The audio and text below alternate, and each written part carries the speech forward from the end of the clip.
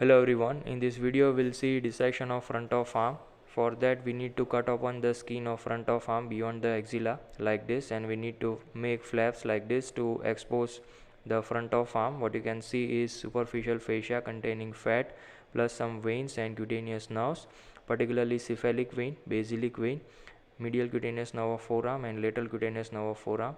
Now these structures you need to preserve, and we will see these structures in detail later on. So along the lower and lateral aspect of front of arm, you can see cephalic vein, say this. And as we have discussed in dissection of axilla, it runs into the deltopectoral groove, and then finally it opens into axillary vein after piercing clavipectoral fascia. Similarly, along the lower and medial aspect of front of arm, along the medial border, you will see basilic vein, say this. This is the basilic vein, and over here it is accompanied by medial cutaneous nerve of forearm, one of the branch of medial cord. So you need to preserve these structures before cutting the deep fascia. Once you identify these structures, you can cut open the deep fascia to see the underlying structures. Now let's continue with deep dissection of the arm. So after removing deep fascia, what you can see are the muscles and portion of axilla which is exposed. And in axilla only we already discussed regarding contents of axilla. So the continuation of axillary content goes down into the arm, that you can see. This is the axillary artery, and remaining contents are the brachial plexus particularly, and its branches are going down into the arm. So the same thing you will see, and apart from that you will get muscles also. This is the biceps brachii with two heads, short head and long head. The short head is situated medially, whereas long head is situated laterally. And when I zoom in, you can clearly see this is the short head, which is taking origin from tip of coracoid process and deep to the anterior fibers of deltoid. This is long head of biceps taking origin from supraglenoid tubercle. So both the heads will get fused to form the belly, and medial to that you will get coracobrachialis, which is again taking origin along with the short head of biceps from tip of coracoid process. And once you reflect the contents, you will get a nerve piercing this coracobrachialis. This is musculocutaneous nerve, a branch of lateral cord of brachial plexus, and before it pierces the coracobrachialis, it supplies it. Then it runs down between biceps and brachialis from medial to lateral, and you can trace it underneath the biceps. So over here this is musculocutaneous nerve running between brachialis and biceps. So below you will get brachialis. So this is entirely musculocutaneous nerve, and just above the elbow it will pierce the deep fascia to continue as lateral cutaneous nerve of forearm, which supplies skin of anterolateral aspect of front of forearm. So it is muscular in arm and cutaneous in forearm. Now this is biceps, and once we reflect it, as we have discussed, deep to it we will get brachialis muscle. So this is brachialis. It takes origin from lower half of anteromedial and anterolateral surfaces of shaft of humerus, and in between these two you will get this musculocutaneous nerve. Say this again, the same thing you can see. So the musculocutaneous nerve supplies all the muscles of front of arm, namely coracobrachialis, biceps and brachialis. Now next is the brachial artery, which is situated medial to the biceps. See over here, and beyond lower border of teres major, the axillary artery is termed as brachial artery. Let me zoom in. So this is the brachial artery, which divides against neck of radius into radial and ulnar artery, and it is accompanied in the arm by two vena commitants which are running parallel on either side of the brachial artery. So these are the vena commitants, and these two will merge with basilic vein to form axillary vein. The vena commitants will get transmitted pulsations. Now next is the median nerve next to the brachial artery, and when you trace it up into the axilla, you will easily come to know and you will easily identify the median nerve. So this is a formation of a fork like structure in the axilla, and that is made up of medial root and lateral root of median nerve.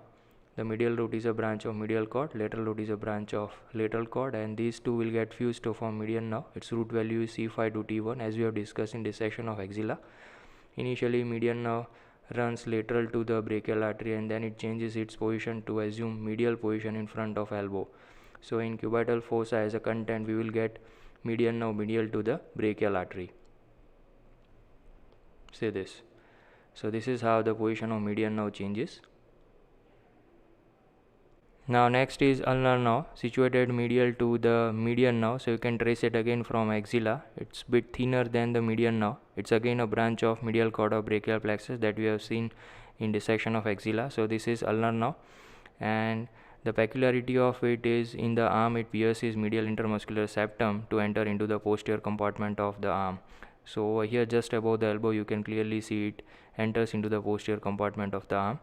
So this is ulnar nerve, oriented medial to the median nerve, and its root value is C7 C8 T1.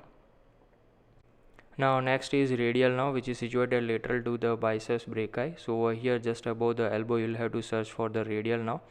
It will emerge out between brachialis and brachioradialis. So once you get the brachialis muscle lateral to the brachialis, you will have to search for the radial nerve. See this is radial nerve, a continuation of posterior cord of brachial plexus. Root value is C5 to T1, and it will emerge out from posterior compartment to the anterior compartment, and that will assume lateralmost position in front of elbow, and it is a part of cubital fossa.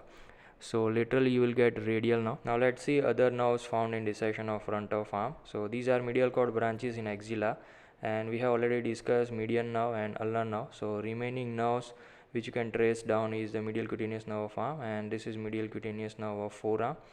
So the medial cutaneous nerve of forearm, it is bit thicker than medial cutaneous nerve of arm, and it is oriented medial to the brachial artery. When you trace it down you can clearly make out the relation.